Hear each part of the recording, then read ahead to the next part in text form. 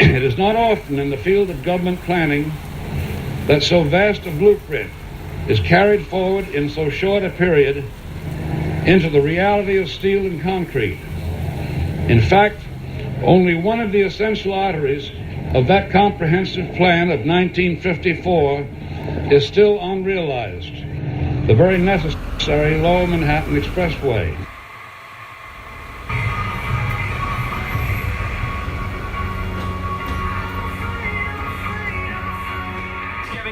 Nightcap, Alt 92.3, we're playing a game of Finish the Lyric. I give you a lyric, and you guess the song that is next up on our playlist. We have Keith from Staten Island on the phone, and he thinks he knows the answer to the question if you just joined us. Lyric, I should say. Make out like it never happened. Make out like it never happened. What song is that, Keith? Somebody that I used to know. Nice. Do you know the artist? Go Ty. Go Ty, go TA. Let me offer another suggestion. Why not demonstrate a lively interest in the rest of New York? There will always be latent jealousy of mid-Manhattan because it is a symbol of wealth, affluence, and luxury. You must overcome the normal, natural jealousy of conspicuous wealth harbored by the less fortunate and opulent people of the city who live away from the main stem. You can do this by demonstrating a genuine interest in their welfare. Why not show less prosperous people that they have a stake in the roaring 30s, 40s, 50s, 60s, and 70s? There are scores of ways of doing this. Support the rebuilding of other parts of town, adequate housing, enough schools, parks, and playgrounds. Be willing to share their cost without grumbling. You might also do something handsome and even sentimental, like paying for bulbs and flowers on thoroughfares and places which need the green of growing things. Suppose you make lilacs bloom in other parts of town. I admire the spunk and confidence exhibited by the entrepreneur who put up great buildings in Midtown Manhattan. But I'm appalled by their indifference and that of the banks which loan the money for the curses of overcrowding and traffic congestion, and their manifest contempt, except when they run afoul of the law and need favors, variations, or amendments for public officials. They don't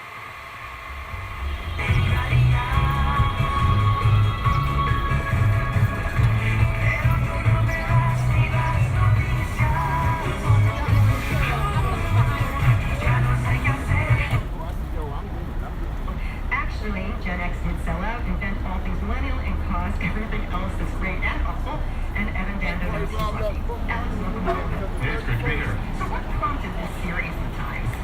Well, I mean, the funny thing is that here we are as Generation X, we're in our 40s and 50s, we're in theory, we're at the apex of our power and influence, and still nobody cares.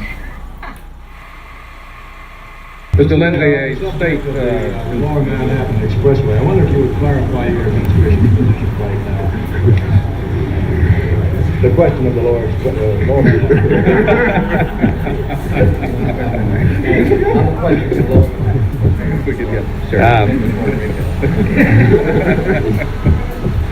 Well, the Moses plan is for an elevated structure, which I'm opposed to, and I'm against it, and we'll stop it.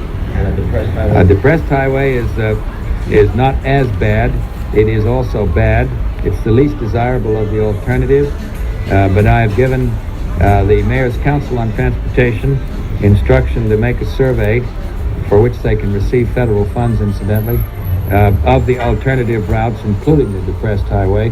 Although I told them that my personal view of the depressed highway was that it was the least desirable, and I'd hope that they could examine other alternatives. Mr. Mayor, a state corrections commission has conducted an investigation into the woman's house of detention.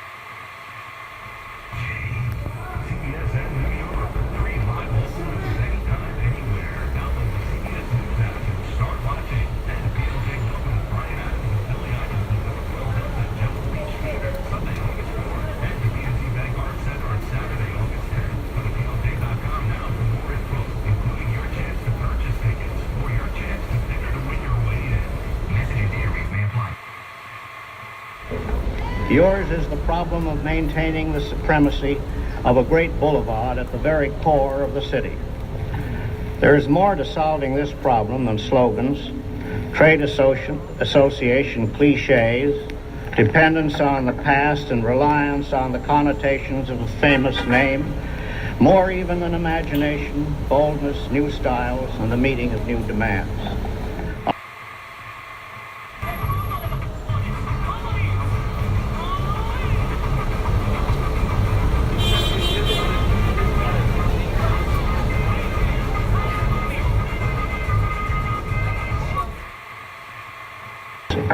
In New York, everything is overdone on the theory that nothing exceeds like excess. In a town of tiresome superlatives, I live in hope of hearing an occasional understatement, for this too is a form of emphasis.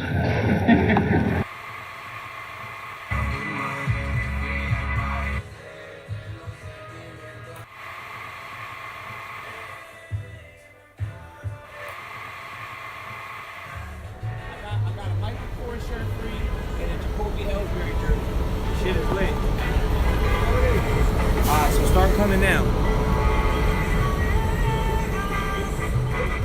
Huh?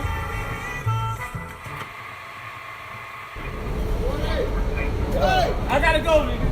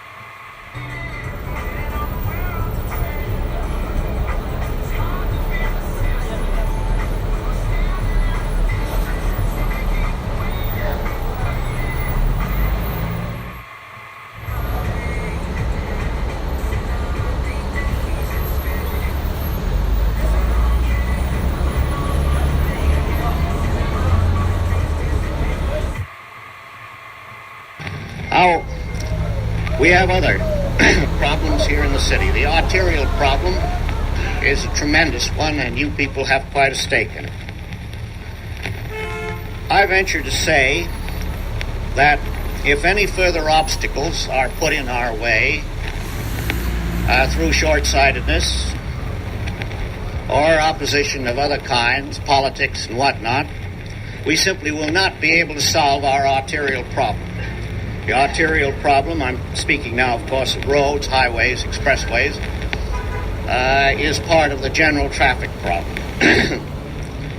To give you an idea of what we're up against, our expressway program in New York City, which connects with the big expressways and throughways outside of the city, leading into New Jersey, leading upstate, leading into Connecticut, that program is costing over $5 million a mile. Now, it isn't only the cost. Somehow or other, we must find the means of meeting that. But there's the problem of moving people, which gets more serious all the time. I don't honestly believe that, considering the large numbers of people we've had to move out of the way of public housing and other public improvements, arterial improvements, schools, parks, and whatnot, I don't believe that we've done any very substantial amount of harm. You're never going to get unanimous approval of any of these projects. If you try to please everybody, you're not going to accomplish anything.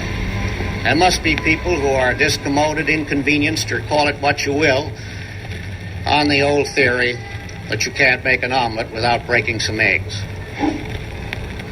Now,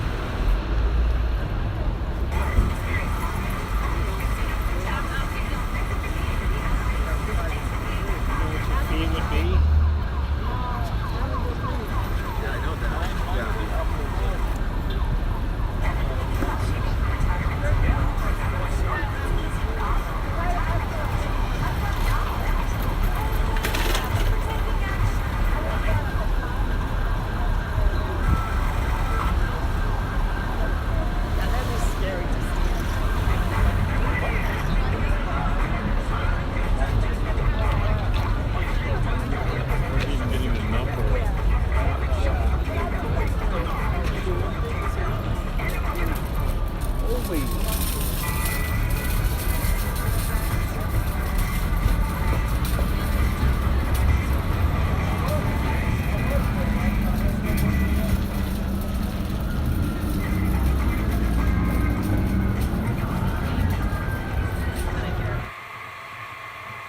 But I do want to point out this to you who are primarily interested in New York City. And that is that all problems are not solved by moving into the suburbs. Many of these great treks and movements way out of town, which are easily understandable, veterans and others who want houses and they want them reasonably cheaply and they want them in a hurry and they're impatient. Many of these movements bring with them problems that very few people think about.